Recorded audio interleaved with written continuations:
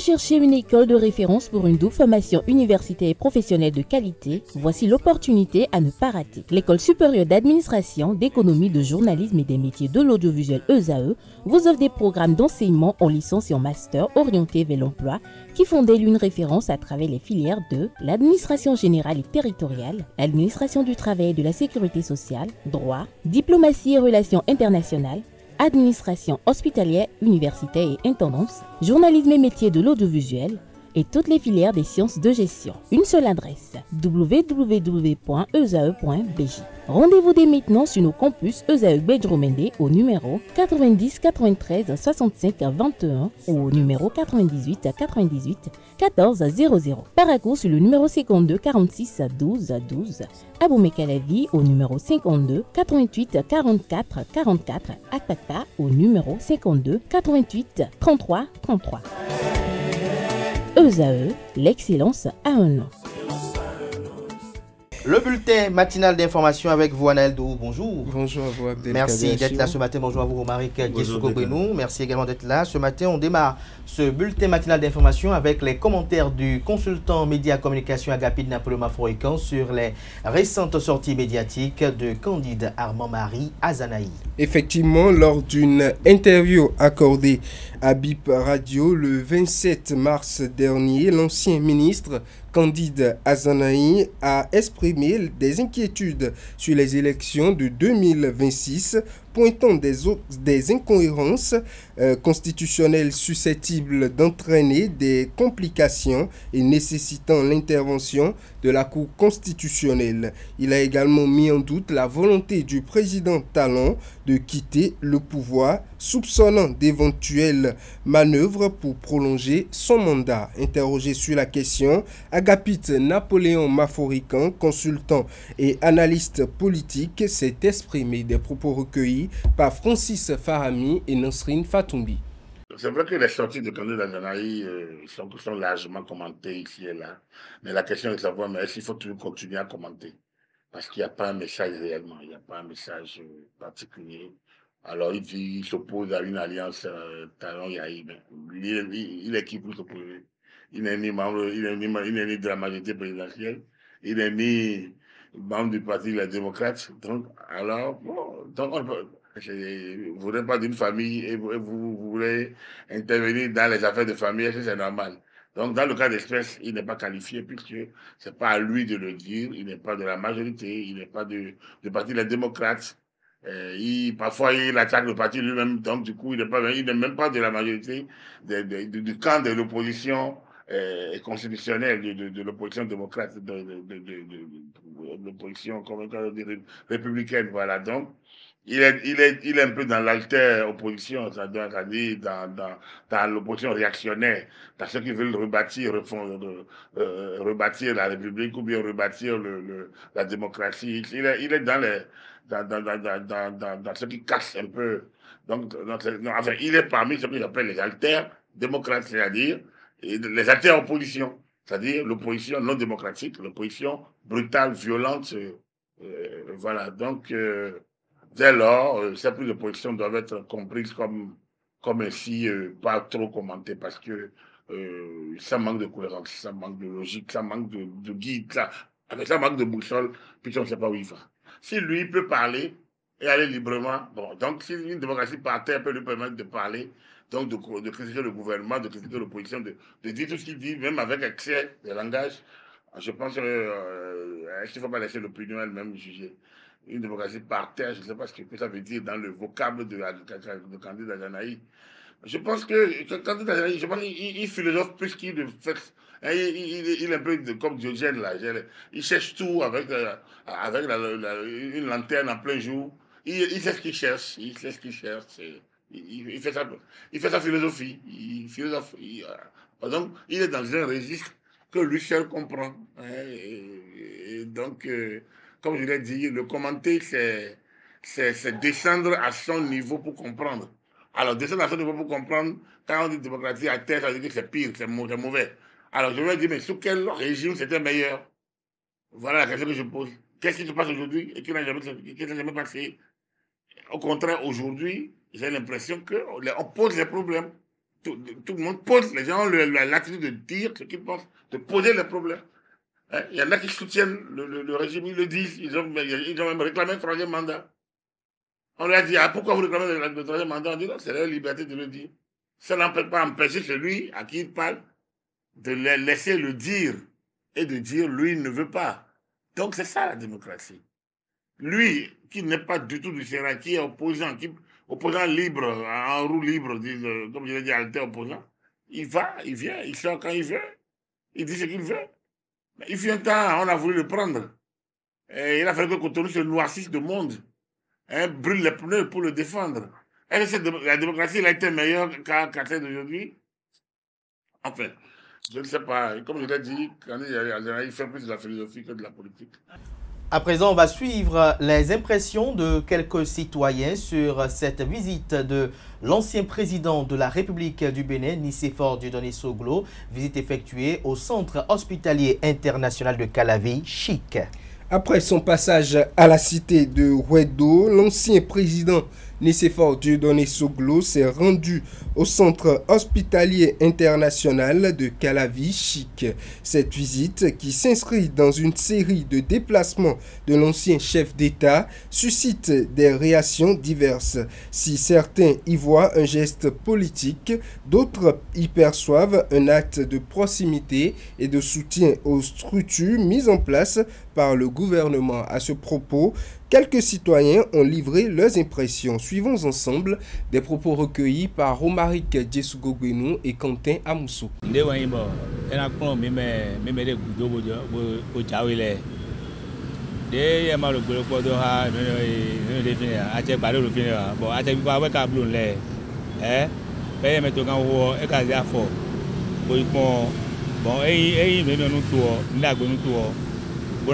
Bonakon meme ne sunu meme de vileo to vileo ena kun menu bonamlo je bon afoda gbede e to kan wo de o eyon ekla e kunja don we wa bene o e ja don we wa no mi to me ya président Soglo je ne veux pas dire que c'est derrière l'idée là, je ne sais pas pourquoi il visite, mais c'est bon aussi pour qu'un ancien président puisse visiter ce que son homologue est en train de faire, pour donner son point de vue, pour lui porter demain, si c'est possible.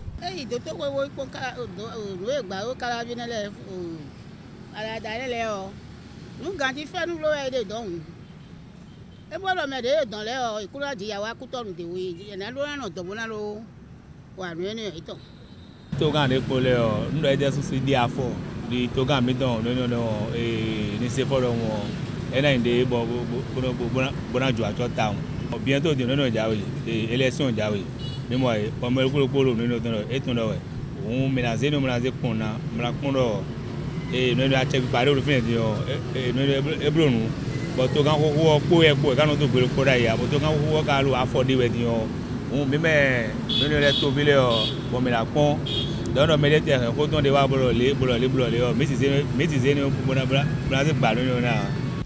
Plusieurs conventions ont été signées avec la haute autorité de l'audiovisuel et de la communication AC, laquelle AC a mis en demeure des organes. Effectivement, la haute autorité de l'audiovisuel et de la communication AC a procédé le mercredi 2 avril 2025 à la signature de conventions de 13 organes de presse. Au terme de la cérémonie, le président de l'institution, Édouard Loko, a salué les efforts des promoteurs des médias concernés. Au nombre des médias désormais autorisés, on note Radio Adjawere FM de Louémé, FM Bioguera, Blue Diamond TV, Idadou, FM La Voix de la Lama, le Paraquois, Martin Libre, Radio Maranatha, Radio Communautaire Solidarité FM, Radio Mono FM, La Voix des Rossignols, FM Tonignon, Nanto FM et Radio Nam Wassa FM. Lors de la même cérémonie, l'institution de régulation a mis en demeure plusieurs chaînes de télévision et radiodiffusion sonore. Il s'agit de Canal 2 Star, Imale TV Afrique, Tunde Agri TV, Alliance FM, Azeke FM, Urban FM et Radio Materi. Ces différentes chaînes de télévision et de radiodiffusion sont sommées de respecter les obligations contenues dans les conventions signées avec l'instance de régulation. En cas de non-respect de la décision numéro 25016 Barak prise à leur rencontre, les promoteurs de ces organes s'exposent au retrait sans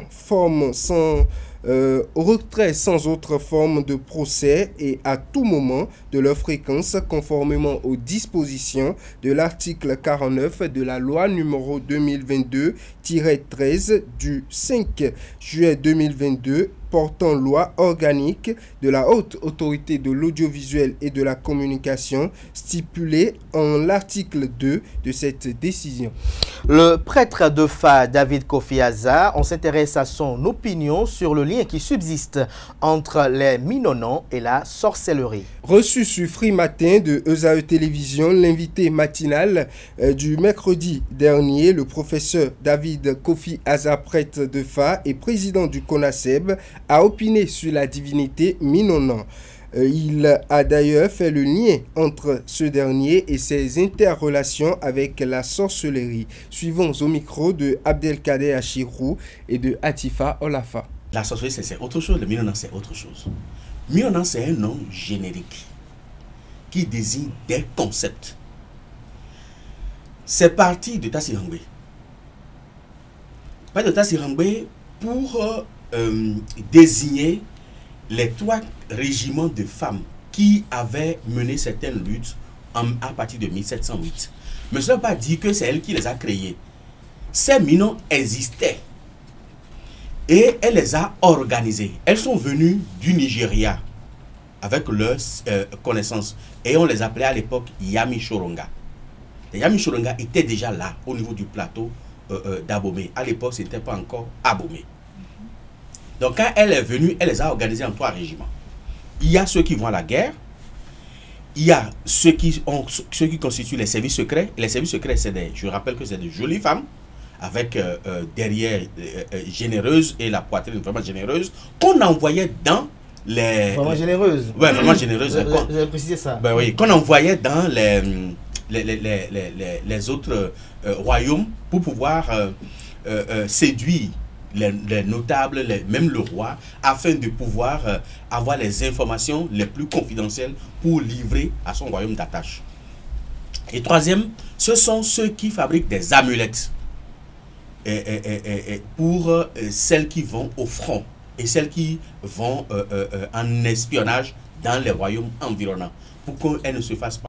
Donc je disais que ce sont ces Minons-là qui fabriquaient des amulettes qui permettaient aux autres d'aller au front et d'être efficaces. Ça, c'est la première partie. La seconde partie, la femme qui est la première à faire le feu dans une famille, donc qui est la base du développement de la famille, est également déifiée à sa mort et devient Minon.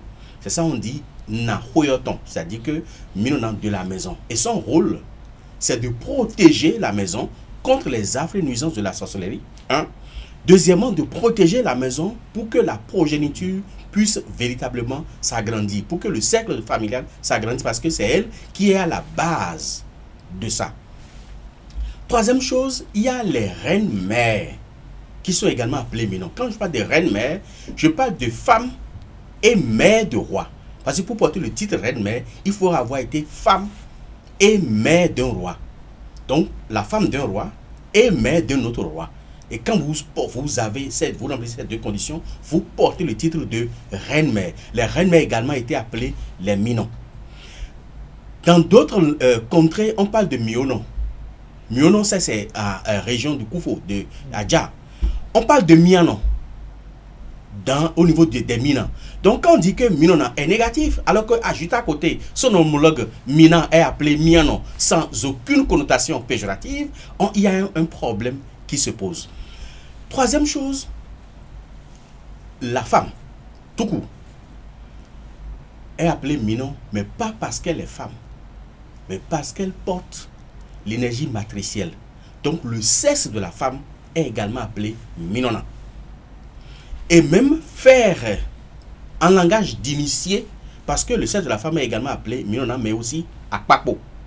Donc quand on dit, en langage d'initié, quand on dit on va prier pour Akpapo, c'est faire l'amour. C'est comme en langage d'initié occidental, on dit sacrifier à Vénus, c'est faire l'amour. Donc quand on dit on va faire des sacrifices à Minona, ça veut dire simplement faire l'amour.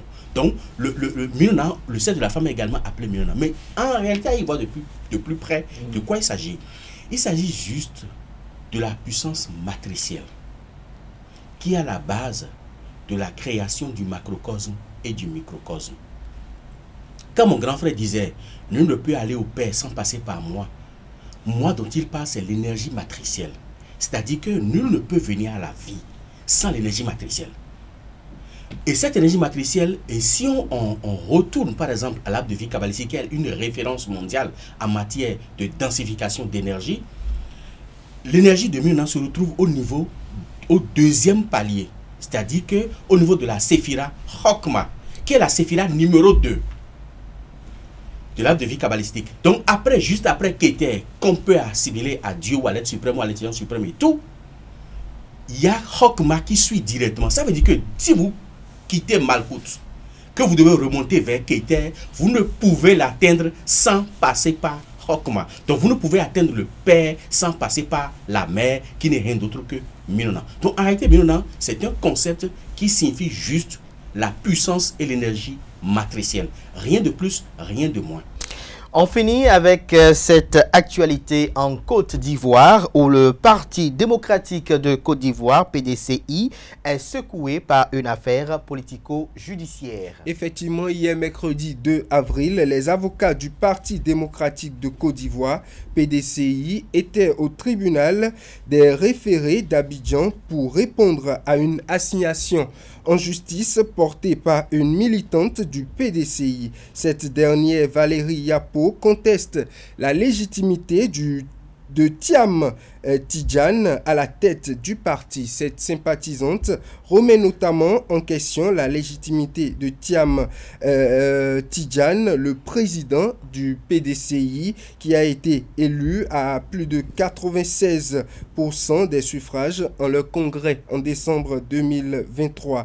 Il a tout récemment renoncé à sa nationalité française pour être éligible à l'élection présidentielle d'octobre prochain. Mais ses détracteurs estiment qu'il n'est plus ivoirien en vertu de l'article 48 du Code de nationalité qui stipule qu'un Ivoirien majeur perd sa nationalité ivoirienne s'il acquiert volontairement une autre nationalité ou qui déclare reconnaître une telle nationalité. Après l'audience à huis clos, Valérie Yapo n'a pas souhaité dévoiler le fond de sa démarche.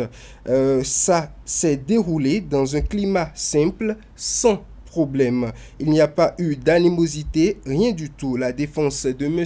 Thiam a parlé, on a fait le point, puisque la dernière fois, on avait eu des propositions. Et le juge de l'instance a simplement ramené l'affaire au 11 avril prochain pour sa décision, a-t-elle déclaré. D'ici là, le PDCI maintient ses activités avec le samedi prochain l'organisation d'un bureau politique à Yamoussoukro. Principal objectif, décider de la date de la convention d'investiture du parti. Merci à vous, Anaël Dou, pour cette présentation du bulletin matinal d'information. Retrouvez Billy Gaël Laibi pour la grande édition du journal télévisé sur ESAE TV si tout va bien. On retrouve juste après ce jingle Romaric Djesougo Gwenou pour la rubrique notamment Page des sports.